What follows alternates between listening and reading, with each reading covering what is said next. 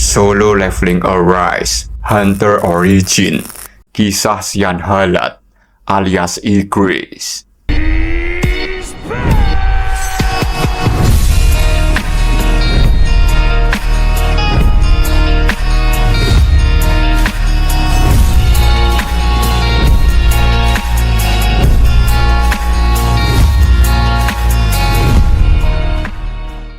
Cerita dibuka dengan Sung Jinwo yang berada di perpustakaan semesta. Rak-rak buku menjulang tinggi seperti menara, dan di setiap rak berjajar buku dalam jumlah yang begitu banyak. Di tengah prosesnya memilih buku, Jinwo mendadak terkejut. Ia mengambil salah satu buku yang berjajar rapi, lalu kembali terdiam saat melihat judul buku yang berada di genggamannya. Buku itu berjudul Ygritte. Kini suasana bergeser ke dalam kisah yang tertulis di dalam buku tersebut. Di sebuah kerajaan, pasukan besar telah kembali dari medan perang dan disambut oleh para warga yang begitu padat memenuhi sekitar. Sorak dan keramaian menyelimuti suasana kemenangan itu. Pria yang mengenakan zirah merah itu bernama Xian Halat. Ia menatap langit dengan wajah cemas.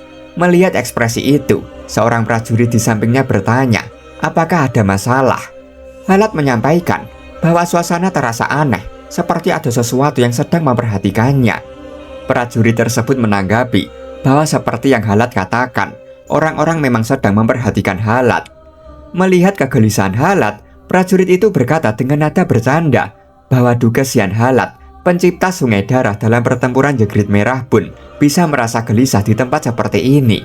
Di tengah candaan itu, Halat berusaha membantah, namun pada akhirnya ia memilih diam dan tidak memberikan alasan.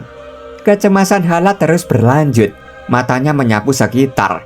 Ia benar-benar merasakan adanya sosok yang memperhatikannya, makhluk raksasa dengan kekuatan yang tak berujung. Dalam benaknya, ia bertanya-tanya, mengapa makhluk seperti itu mengawasinya secara khusus. Singkat cerita, Halat telah sampai di hadapan sang raja. Sang raja menyampaikan bahwa ia mendengar Halat berperan besar dalam perang kali ini dan merasa selalu berhutang banyak kepadanya. Halat menundukkan badannya dan menyampaikan bahwa apa yang diucapkan sang raja terasa terlalu berlebihan. Raja membalas bahwa hal tersebut tentu saja tidak berlebihan. Tanpa Halat, kerajaan ini tidak mungkin memenangkan perang panjang yang telah mereka lalui. Ia pun meminta Halat untuk terus berada di sisinya selamanya. Halat terus menunduk, entah kenapa wajahnya tampak cemas.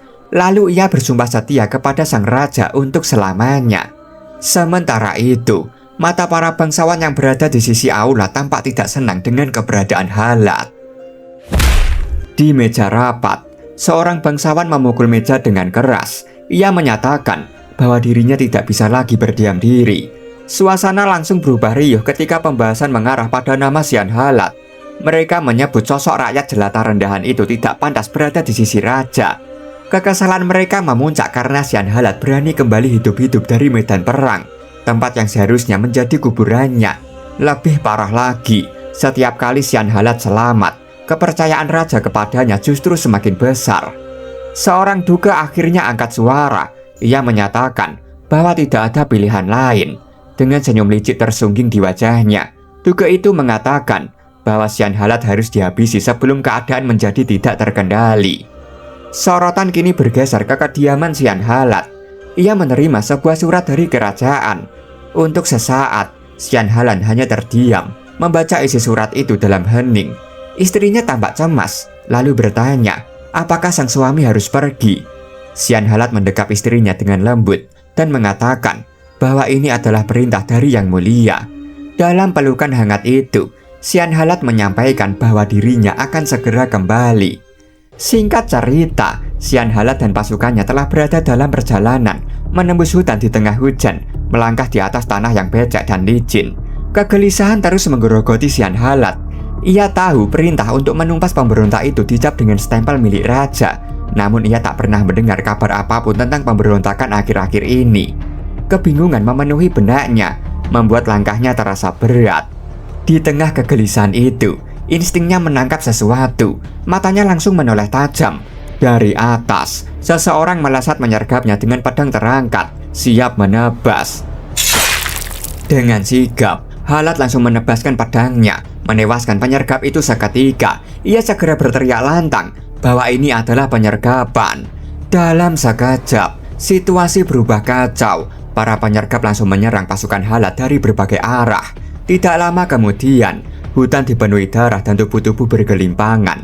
Halat dan beberapa prajuritnya masih berdiri. Nafas mereka terengah-engah setelah pertarungan panjang.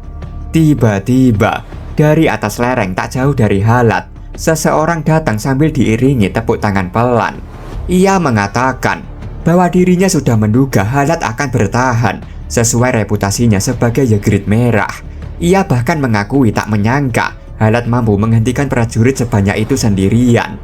Melihat kemunculan duga tersebut, Halat menggertakkan giginya penuh amarah, lalu mempertanyakan mengapa sang duga berada di tempat seperti ini. Sang duga dengan senyum licik yang tak pernah lepas dari wajahnya menyatakan bahwa ia datang untuk menyingkirkan seorang pengkhianat, seorang rakyat jelata yang berani mengacaukan pikiran sang raja. Halat langsung mengacungkan pedangnya ke arah duga. Ia menyatakan bahwa sejak awal sudah menduga surat itu hanyalah jebakan. Dengan suara bergetar menahan amarah, Halat menegaskan bahwa prajurit sebanyak itu tidak akan pernah mampu menundukkannya.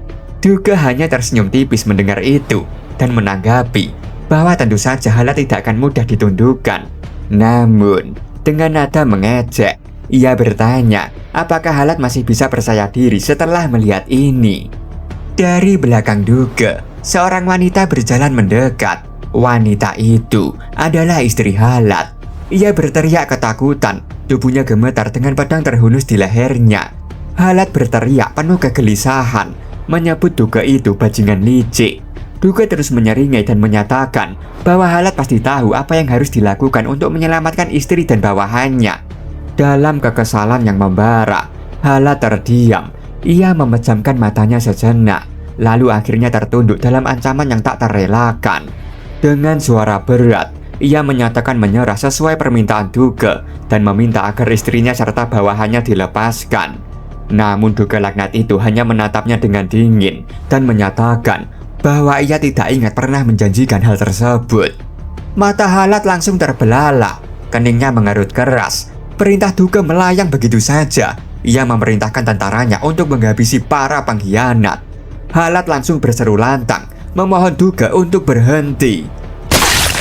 Kepala istri Halat melayang tepat di depan matanya. Halat hanya mampu menatap dalam keputusasaan saat kepala istrinya terpenggal dan jatuh ke tanah. Mata Halat menyala, air mata darah mulai mengalir dari wajahnya. Ia berteriak penuh amarah atas kematian yang baru saja direnggut darinya. Sekejap kemudian, suasana berubah menjadi putih. Dalam kebingungan, Halat bertanya-tanya apakah semuanya berakhir sia-sia. Ia tidak mampu melindungi istrinya, bahkan bawahannya sendiri. Saat membuka mata, Halat mendapati dirinya telah berada di alam lain. Tempat itu terasa tidak asing baginya. Ia mengulurkan tangannya ke arah sebuah sosok.